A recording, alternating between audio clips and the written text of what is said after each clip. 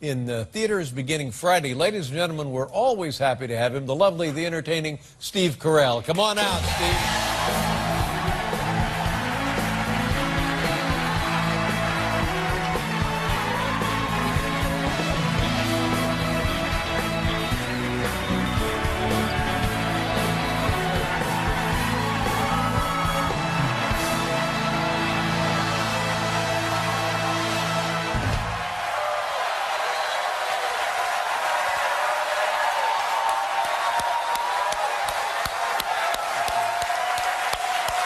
Good to have you here. Good to be here. That is a beautiful suit, by the way. Oh, thank you. Here's a couple of things that I know about you, personal facts that I know about you. You own some sort of dry goods store, a general store in your hometown. I do. You own one of those. You have a family. You have a boy and a girl. That's right. And you have an artificial hip. I do. Yeah. And I'm most proud of the hip. Wow. I had it done about a year ago. We talked about it. This was wear and tear from hockey. Yes. At least that's what I say, because it sounds Sounds good. Macho. Yes, good. it does. I might have slammed a car door on it. But it doesn't make any difference. It's hockey. No, it's hockey. It was a hockey injury. Now you're all rehabbed and ready to go? Yeah. I essentially took a few months off, and I love it. Mm-hmm. I'm so happy with my hip. Is it right or left? It's right. Right. And now, look at that. I don't want to look at it. Stop that. Fantastic. I don't want to see that. Even with a biological hip, I don't want to see that. But now you're so fond of it. Are you thinking about maybe doing the other one? So you have a.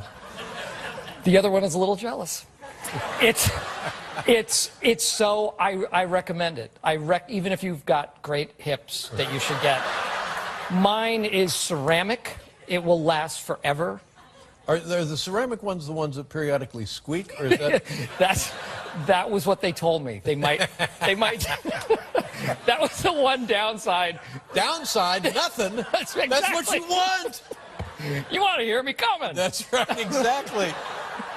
It's great on a movie set. Yeah, it's ideal. And he walks to the kitchen. Yeah. Eat, eat, eat.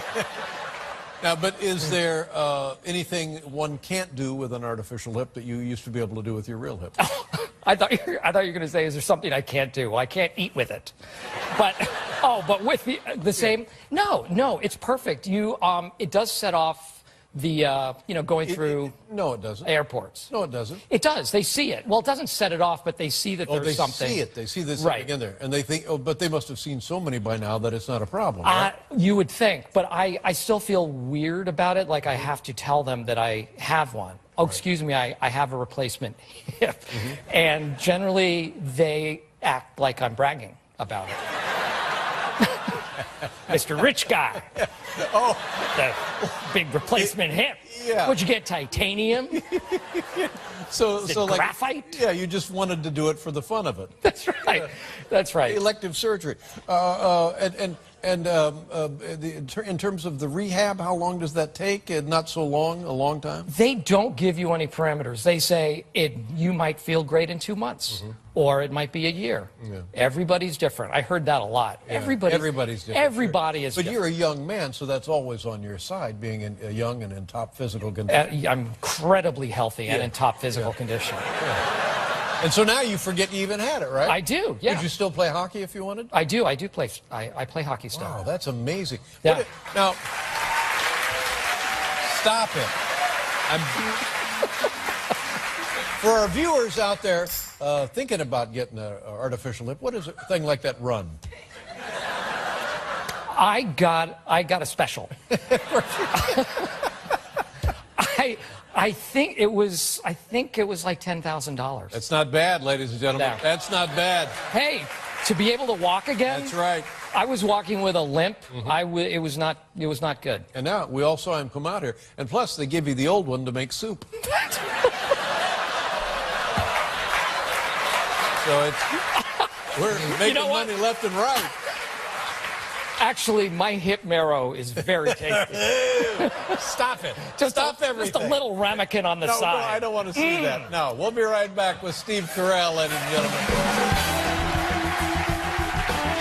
Steve Carell, ladies and gentlemen. Well, I remember when this happened, I think it was 1988, something like that, and it was a bizarre story. I think it took place in Pennsylvania, and it involved the DuPont family.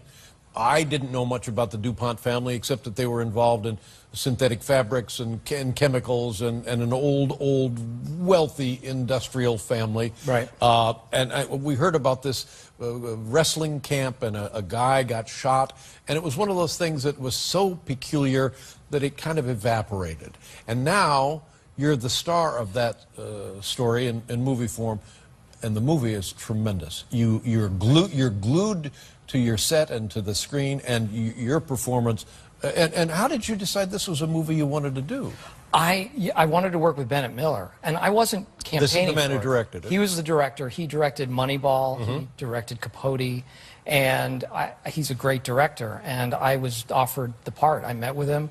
We discussed it, and I was offered the role. I don't think I was on anybody. I wouldn't have thought I was on anyone's list to play a part like this. Well, no, don't be offended by this, but have you really serious, straightforward role like this in your movie career? Not to this degree. No, not this dark, certainly. I mean, it was a really troubled guy, and I'd never played a real-life person either, so that was different. Yeah.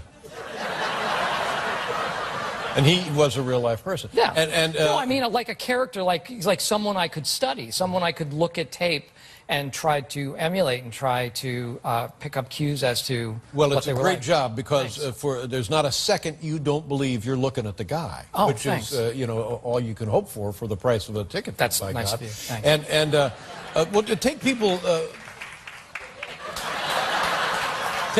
through the story. It begins. We know there's trouble the minute we see you, because what was your assessment of the man's? He was troubled by things. He was. He was the heir to the DuPont fortune. He grew up in this enormous house outside of Philadelphia, essentially just he and his mother, who, by all accounts, was a chilly woman. So there wasn't a lot of love. His parents divorced when he was 2, and his siblings were much older, so he was by himself. So he was not a very adept person socially, and as he grew older, he was just, it was sad. I mean, he did terrible things, but I had empathy for him at the same time. Because what was his preoccupation with Olympic wrestling? Where did that come from? Well, he was a sportsman. You know, he liked to surround himself with athletes. On his farm, Foxcatcher, they had swimmers and people who participated in horse racing and those type of sports. And he loved wrestling in particular, I think, because it was not a sport of the elite. It was a very simple, a very basic sport, a very ancient sport, and it was a sport that his mother did not condone at all. Considered it to be a low sport. She did. Yeah. Yeah. So your co-star in the film, based on the Schultz brothers, right? Dave and Mark Schultz, right? Both Olympic gold medal winners. Yes. Right. And so he invites both of them to his estate. He wanted to start this training facility for Olympic wrestlers on his facility, and set himself up as the coach, which is sort of absurd because he knew nothing about wrestling. He was not good at it. Yeah. So Bennett Miller describes the movie as funny until it's not funny, and then it's not funny at all. Because, I mean, it's... Wait a minute, are you talking about tonight's show, ladies and gentlemen? Because I'm sitting right here. And I had a technical question. The only apparatus that you use in the film that's not you appears to be a prosthetic nose. The man had a nose larger than yours. He did. He had a very large nose. If that's possible. Thank you.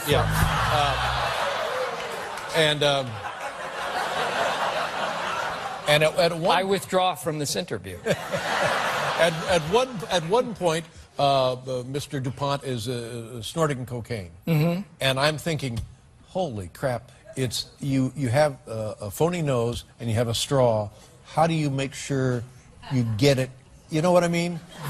That nose was full of a lot of fake cocaine by the end of the night. It was packed full of fake cocaine. But how do you zero in on the straw to get it in the fake nostril? Because you know where your own nose is, but now you're dealing with an application. You know what? That's an excellent question. And in all the research that I did, because I really went deep with this character. Sure. Apparently, I'm transcendent. But you just you feel right. You feel the hole. Yeah. Talking about it. I know. I know. Sorry. Did you? Oh, my eye. All right, cut. Oh, my other eye. Was that right? No, you were sniffing it in through what?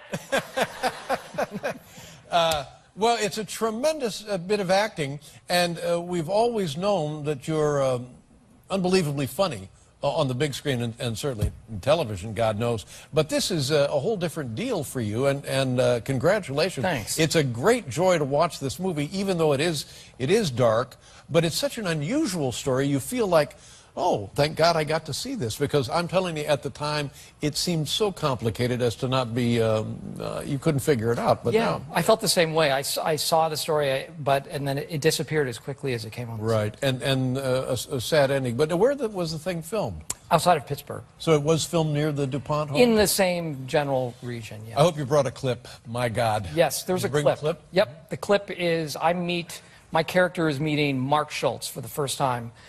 This Olympic gold medalist. Played by Channing Tatum, and he is fantastic in this movie. Yahoo! Exactly. He's in a singlet. And playing Dave Schultz. And playing Dave Schultz is Mark Ruffalo. Yeah, he's one of our finest actors. There's a scene in the movie, and I'm sorry if I'm giving something away. I just loved it, where you, John DuPont, slap Channing Tatum and call him an ungrateful ape. Yeah. Yeah, I enjoyed that. I've done the same thing to him. Here it is, Foxcatcher. Are you going to enjoy this? Do you have any idea who I am? No. There's some rich guy calls you on the phone. I want Mark Schultz to come visit me. Well, I'm a wrestling coach, and I have a deep love for the sport of wrestling. And I wanted to speak with you about your future, about what you hope to achieve. What do you hope to achieve, Mark?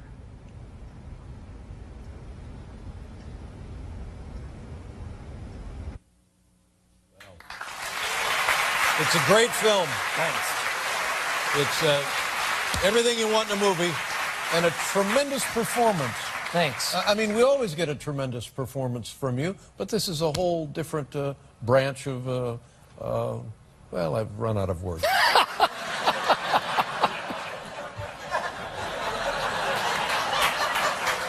My performance has left you speechless. That's it, exactly. Go see it. You'll love it. Thank me later. Steve Carell. Thank you. Congratulations. We'll be right back with Martha Stewart.